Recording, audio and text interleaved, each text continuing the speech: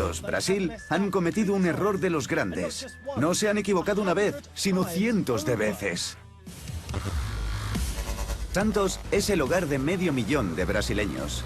Su primera línea de mar es mundialmente conocida y atrae a turistas de todo el mundo. Los apartamentos de primera línea se pueden comprar a un precio de ganga. ¿Por qué? Porque el precio de las propiedades locales está cayendo en picado. Los edificios están empezando a inclinarse, así que también corren el peligro de caer. ¿Cómo han podido acabar las torres de Santos tan inclinadas? ¿Qué peligro tiene esta desastrosa construcción?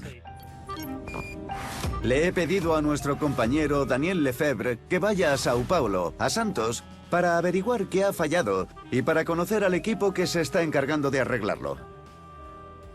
Hola Daniel, ¿qué tal? Hola, Justin. Estoy en la costa de Santos, en la misma playa. En primera línea de playa hay un montón de edificios y casi todos cuentan con una leve inclinación. Este en particular se llama Excelsior y tiene una inclinación de 2 metros.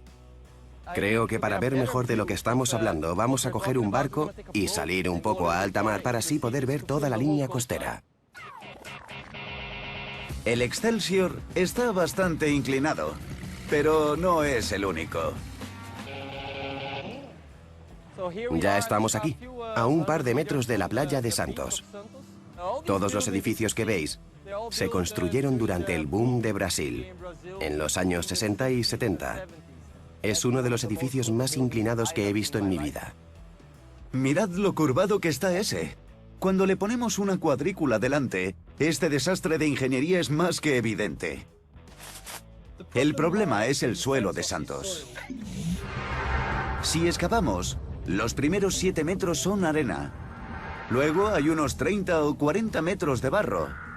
Y después ya nos encontramos con el lecho de rocas. Para asegurar bien estos edificios, hay que llevar los cimientos hasta los estratos de roca y echar hormigón. Pero para ahorrar dinero, los constructores e ingenieros ni siquiera llegaron a la capa de barro. Está todo construido sobre la arena. Sin los cimientos bien arraigados al lecho de rocas, los edificios serán propensos a hundimientos. Y si se hunden más de un lado que de otro, ¡tachan! Las torres inclinadas de Santos.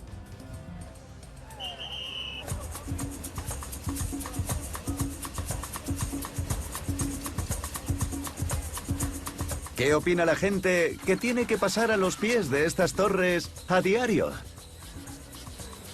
Parece que se va a caer en cualquier momento. ¿Viviría en un edificio así? Es peligroso. Tengo un amigo que vive aquí. Y cuando entramos a su casa, nos entran mareos. ¿Tendría el valor de vivir aquí? ¿Qué va? Yo vivo en la favela. Y francamente, me encuentro muy bien allí. La gente tiene miedo a que las torres se caigan. ¿Cómo será vivir en una de ellas? Este es el lado que se ha hundido 2 metros. Daniel ha entrado para comprobarlo. Ya desde que subes en el ascensor, se nota que está algo torcido hacia la izquierda. Hola, Michelle. Hola. ¿Qué tal? Genial. Justin, hemos subido al apartamento de Michelle, que es este chico. Tiene un bar abajo que se llama Crooked, que significa torcido en inglés. Hemos venido para comprobar cómo se vive torcido, aún estando sobrio. Michelle vive en lo alto de uno de los edificios más torcidos de Santos. Veamos cómo le afecta. Así medimos las inclinaciones en Brasil, con una pelota, claro. Y vuelve. ¡Es increíble! Un gol en propia portería. Si quieres colgar algo en la pared, no puedes ponerlo recto porque parecerá torcido. Hay que colgarlo torcido para que parezca todo recto. 5 grados. El apartamento tiene 5 grados de inclinación. Mi pregunta es, si el apartamento está tan torcido, ¿por qué no se muda Michelle? Mira, ¿no crees que vale la pena? Cada día disfruto de unas vistas impresionantes. Vivir con estas vistas es Una maravilla. ¿A quién le importa la inclinación si se tienen estas vistas de la ciudad?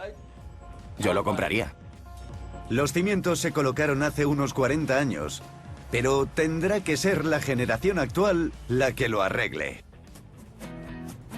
Daniel va de camino a descubrir qué está haciendo el equipo especializado de peritos para evitar la catástrofe. Justin, estamos junto a este edificio. Es altísimo.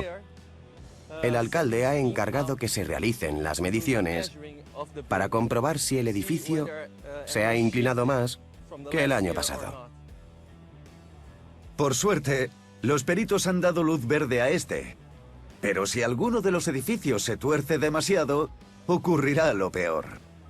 Tendrán que demoler el edificio o realizar unas reformas carísimas, como las que le hicieron al edificio Nancio Malsoni justo al lado de la playa.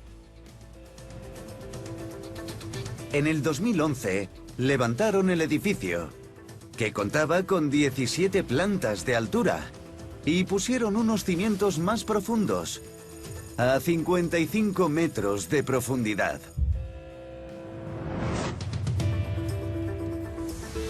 El trabajo supuso un coste de $500,000. Por eso, nadie quiere hacerle frente al enderezamiento de los edificios de Santos. Supongo que este es mi último informe desde Santos. He hablado con un montón de gente y me parece un problema muy delicado porque nadie realmente quiere hacerse responsable de lo que pasó aquí. Por la noche es precioso. No se nota que están torcidos, ¿verdad? Por la noche las vistas son preciosas. Calzar un edificio es impresionante. Pero no puedo evitar pensar que debe de haber maneras más baratas de enderezar los edificios. Me pregunto por qué no toman ejemplo de los ingenieros que enderezaron la torre inclinada de Pisa. Perforaron una serie de agujeros estrechos diagonalmente en el suelo, bajo la parte más alta del edificio. El peso de la torre hizo que los agujeros cedieran, y toda la torre se movió reduciendo la inclinación.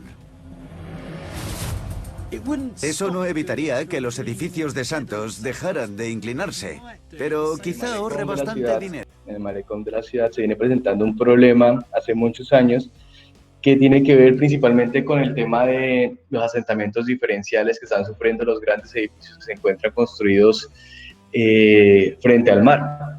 Si se dan cuenta, todas las estructuras presentan unos grados de inclinación, unos más fuertes que otros, pero todos sufren de lo mismo. ¿Cuál fue el problema en esta región y en este proyecto? Bueno, en estos proyectos. Una baja inversión en investigación geotécnica que resultó en diseños sobreestimados de la capacidad portante de los suelos, un error constructivo y de diseño en la definición de la profundidad de desplante de los cimientos de las estructuras y por ende pues los asentamientos que estamos observando en la imagen inferior.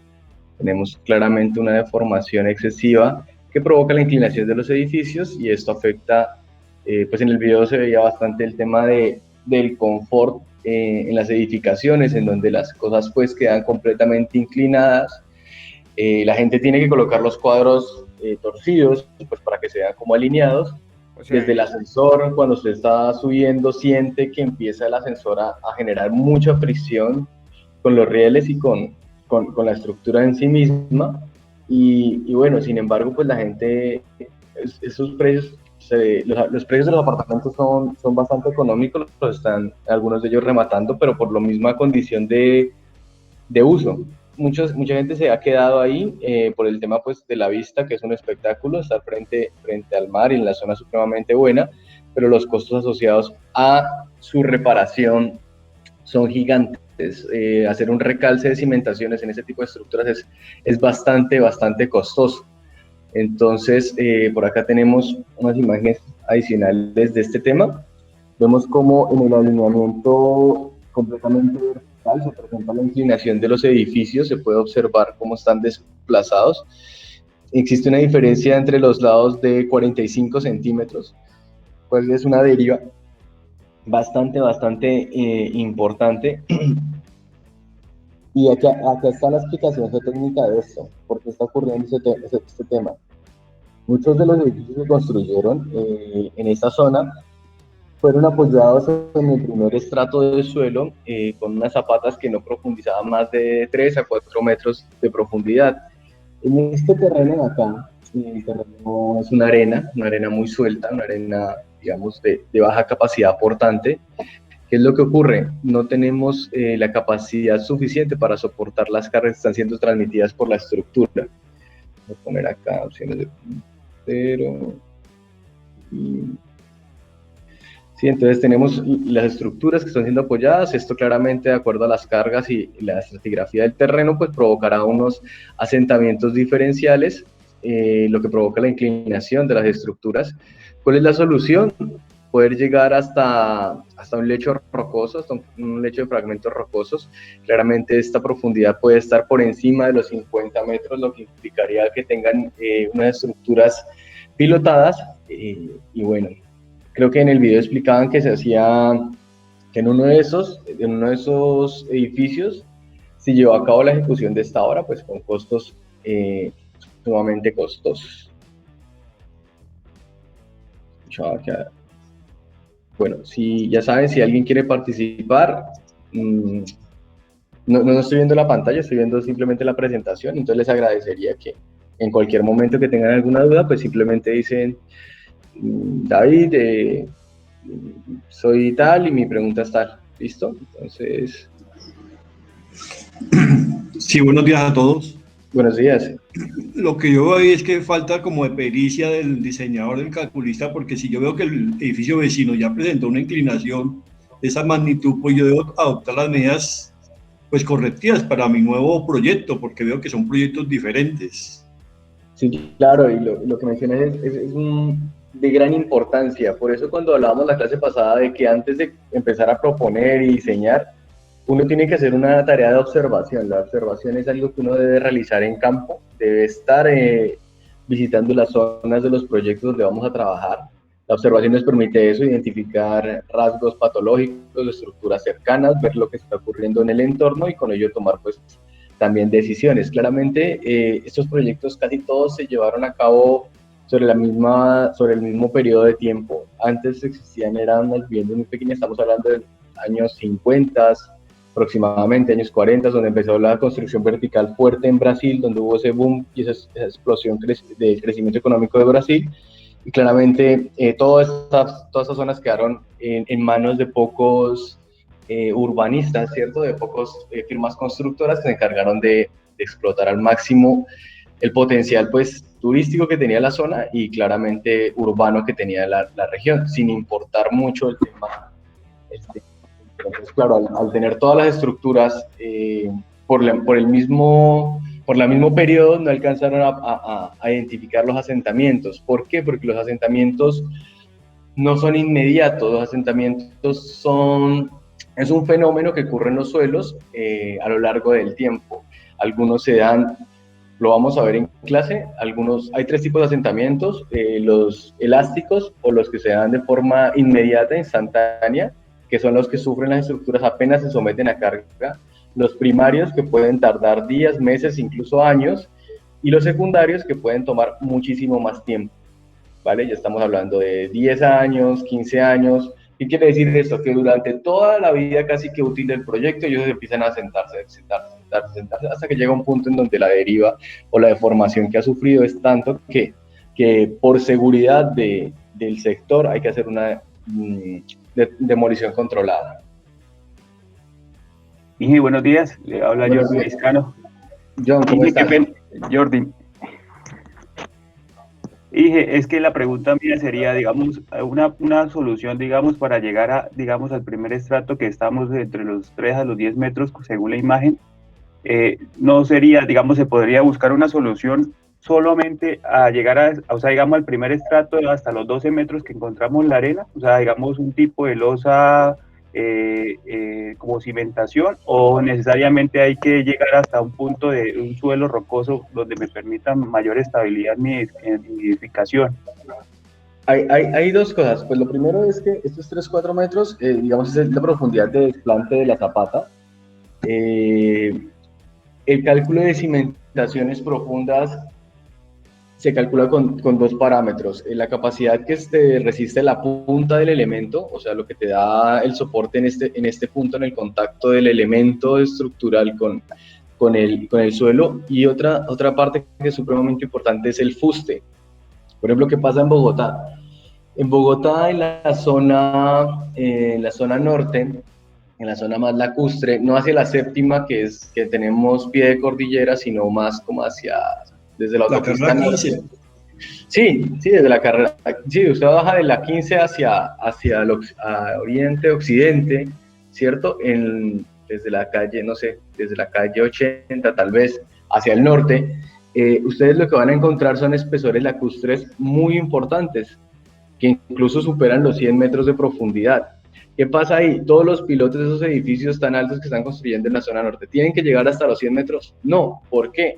Porque los pilotos desarrollan carga y pueden trabajar por fuste. No quiere decir que únicamente trabajan por punta. Este fuste, la fricción que existe entre el suelo y el elemento que se está ubicando, puede permitir que no tengamos que necesariamente llegar hasta este fragmento, hasta este lecho rocoso. Si la capacidad, por tanto, nos da para dejarlo a 25 metros, o incluso lo que tú dices, a 12 metros, pues se puede hacer, pero todo depende de un cálculo particular que se haga, ¿vale? Entonces, se puede hacer, claramente.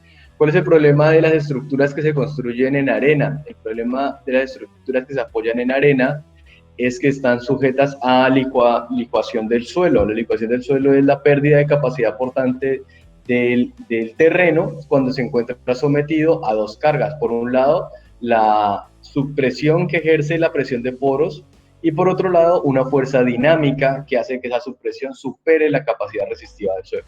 Entonces, cuando esas dos cosas ocurren, pues esos estratos, generalmente lo que uno hace en ingeniería de cimentaciones, en ingeniería de fundaciones, es que va a omitir el estrato, el aporte que tenga ese terreno, porque uno sabe que en carga dinámica esa capacidad portante, por llamarla así, se pierde. Entonces, digamos que